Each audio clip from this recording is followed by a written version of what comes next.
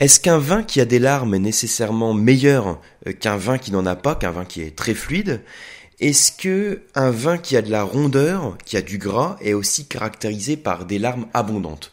Donc ça, c'est deux questions que vous m'avez posées, qui se rejoignent puisqu'on va parler de la thématique des larmes, de l'onctuosité, du gras, de la rondeur, de toutes ces thématiques que l'on a autour de la dégustation du vin.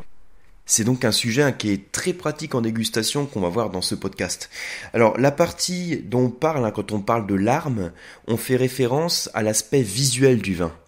Par contre, quand on parle de rondeur, d'onctuosité, de gras, on peut faire référence à l'aspect gustatif, et c'est principalement à l'aspect gustatif auquel on fait référence, mais on peut également le lier à l'aspect visuel.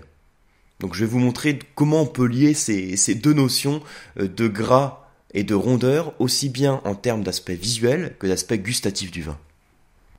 Alors premier point, peut-être premier rappel, les larmes, qu'est-ce que c'est? Les larmes, ce sont les gouttelettes qui se forment sur les parois de votre verre de vin. Vous savez, quand vous avez un verre de vin entre les mains et que vous le mettez en contact avec la paroi du verre, donc il n'y a même pas besoin de le faire tourner, vous pouvez simplement pencher le verre de vin et vous le redressez. Et quand vous penchez le verre de vin et que vous le redressez, donc il y a un petit filet de vin qui accroche sur la paroi, et là vous avez des gouttelettes qui se forment, qui sont plus ou moins abondantes, plus ou moins rapides aussi, qui se forment sur les parois du verre. Donc ces gouttelettes, c'est ce qu'on appelle des larmes. On peut aussi parler de jambes ou de cuisses. Qu'on parle de larmes, de jambes, de cuisses, on désigne la même chose, c'est toutes ces gouttelettes qui se forment sur les parois du verre.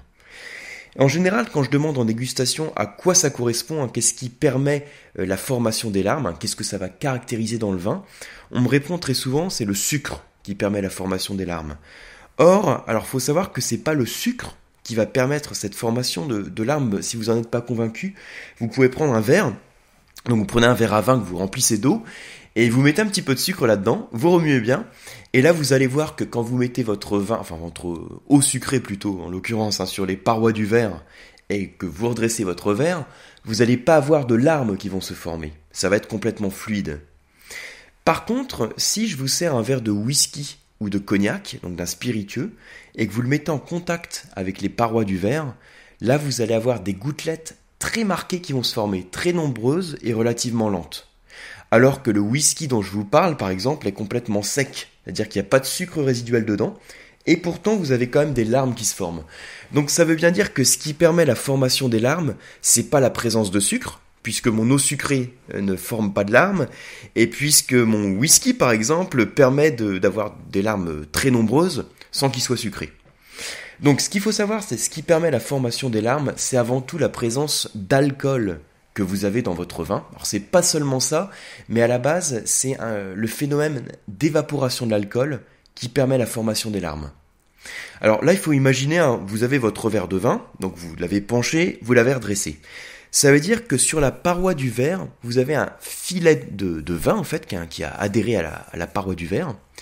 Et ce filet de vin, qui est collé à la paroi, entre guillemets collé, est constitué d'alcool et d'eau. Puisque le vin, c'est constitué d'alcool et en majorité d'eau. Et entre l'alcool et l'eau, la première chose qui va s'évaporer dans ce petit filet de vin, ça va être l'alcool, puisque l'alcool s'évapore avant l'eau. Le point d'ébullition de l'alcool, c'est à 78 degrés, alors que celui de l'eau est à 100 degrés. Donc, à la température ambiante, vous avez d'abord votre alcool qui va s'évaporer. Et donc, ce filet de vin, qui est sur la paroi du verre, va être de plus en plus riche en eau et de moins en moins riche en alcool. Voilà, donc j'espère que vous suivez bien l'explication avec du audio, 100% audio, sans aucun schéma. Voilà, si vous arrivez à suivre, c'est très bien.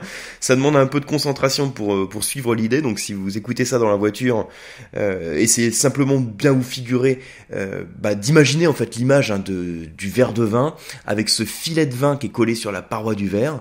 Vous avez l'alcool qui s'évapore, et l'eau qui ne s'évapore pas tout de suite, on va dire c'est d'abord l'alcool qui s'évapore. Donc il faut imaginer que ce filet de vin est de plus en plus riche en eau et de moins en moins riche en alcool. Or, comme l'alcool est plus léger que l'eau, quand l'eau est plus dense que l'alcool si vous voulez, ça veut dire qu'au bout d'un moment vous avez un bourrelet qui va se former sous la forme d'une larme et qui va retomber dans votre verre. Donc c'est comme ça qu'on a le phénomène de formation des larmes. Et c'est un phénomène qui est également entretenu plus ou moins dans le verre de vin, parce que l'alcool qui s'évapore est remplacé par l'alcool qui est présent dans le verre. Donc voilà, c'est ce qu'on appelle l'effet Marangoni.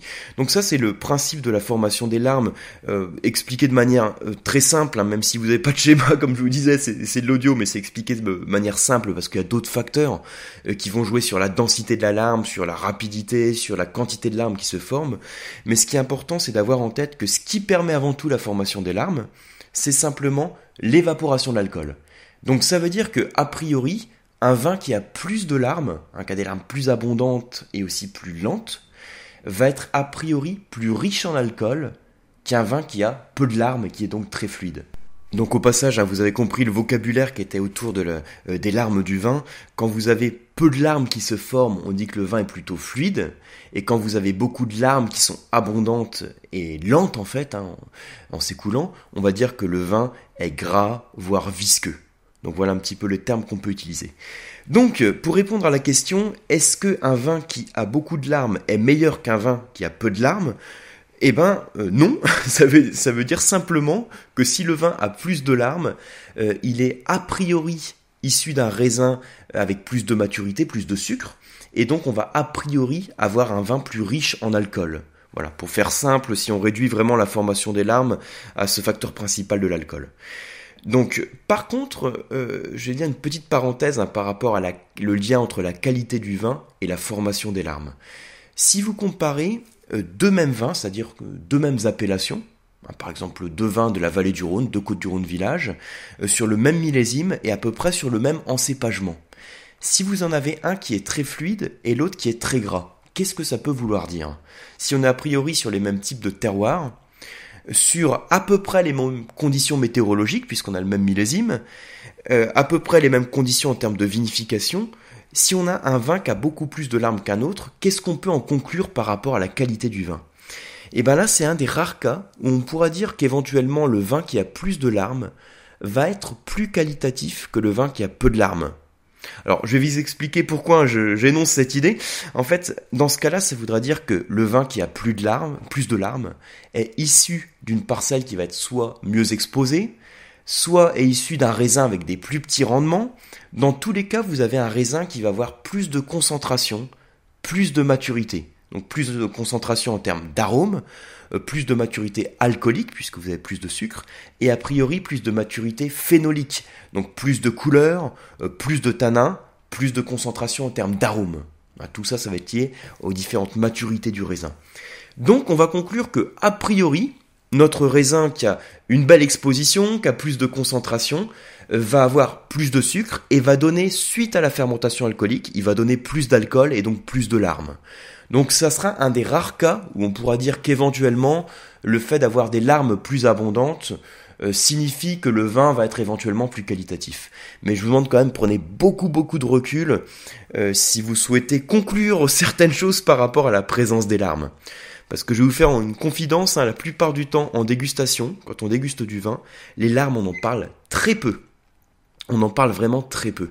Parce qu'il y a d'autres facteurs, il n'y a pas seulement le taux d'alcool qui vont permettre la formation des larmes, il y a également la température au moment où on déguste le vin, il y a également la forme du verre et éventuellement sa propreté, il y a également la composition du vin, donc sa présence par exemple, sa concentration en glycérol par exemple, qui apporte également du gras au vin.